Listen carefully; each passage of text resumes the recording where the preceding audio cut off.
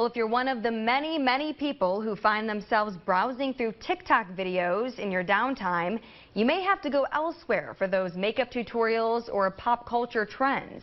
The House has passed a bill that would lead to a nationwide ban of TikTok if the Chinese company who owns it refuses to sell. So here to help us break down the implications of this is Program Coordinator for Corporate Communication of Penn State Shenango, Tiffany Petrosini.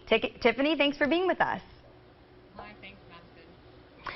Now, Tiffany, TikTok has become such a huge worldwide social media platform everywhere, and especially here in the U.S. as well. It's almost hard to not know what it is. From what you've seen, just how many people are engaged with it, and who is the audience that is going to feel the impact of this ban if it does pass? Well, surprisingly, 1.9 billion people are currently using TikTok, and they project that by the end of 2024, that will actually go over the 2 billion mark. So it's pretty extreme. So for the most part, their demographics are young adults, although older adults are certainly part of their demographic.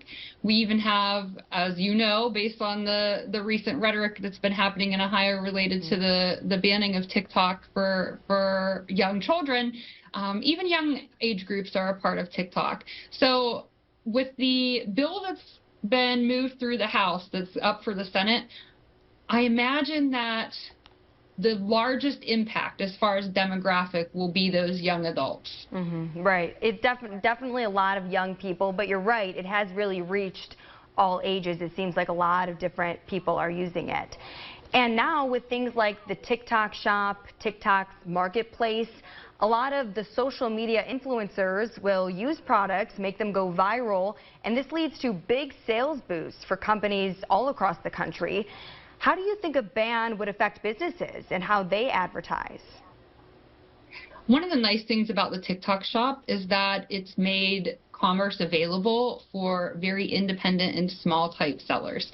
And so the TikTok Shop has sort of equalized the market to a degree. And so a ban or the removal of TikTok in the United States will significantly impact some sellers. It also will be problematic because content creators also receive money. Right before talking to you today, I was talking to some of my students, and one told me that he spends $600 a month just giving content creators all sorts of kudos. So it's more than just the TikTok Shop. TikTok services a lot of different people when it comes to helping them make ends meet. Right. And right now, this bill is just a bill. It still has to go through the Senate, but it has managed to pass through the House this morning with a pretty clear majority, 352 to 65. So clearly, lawmakers, as you said, feel there is a concern that the app could be compromising user data. But what about apps like Facebook and X? Should we be concerned about those too, and what makes them different? Privacy is always a concern when it comes to any type of social media platform or any type of technology in which you input personal information. What makes TikTok so problematic is that its parent company, ByteDance, is owned by it's a Chinese company. And so there's more of a national security concern here. And so ultimately what lawmakers are trying to do is they are trying to get a divestment of TikTok and try to ground it in a United States-based company and keep the money here and try to protect that national security risk. Well, we'll have to see how it all plays out. I know a lot of people love TikTok, so we're going to see how this goes. Thank you so much, Tiffany, for your time. Yeah, thanks. Bye.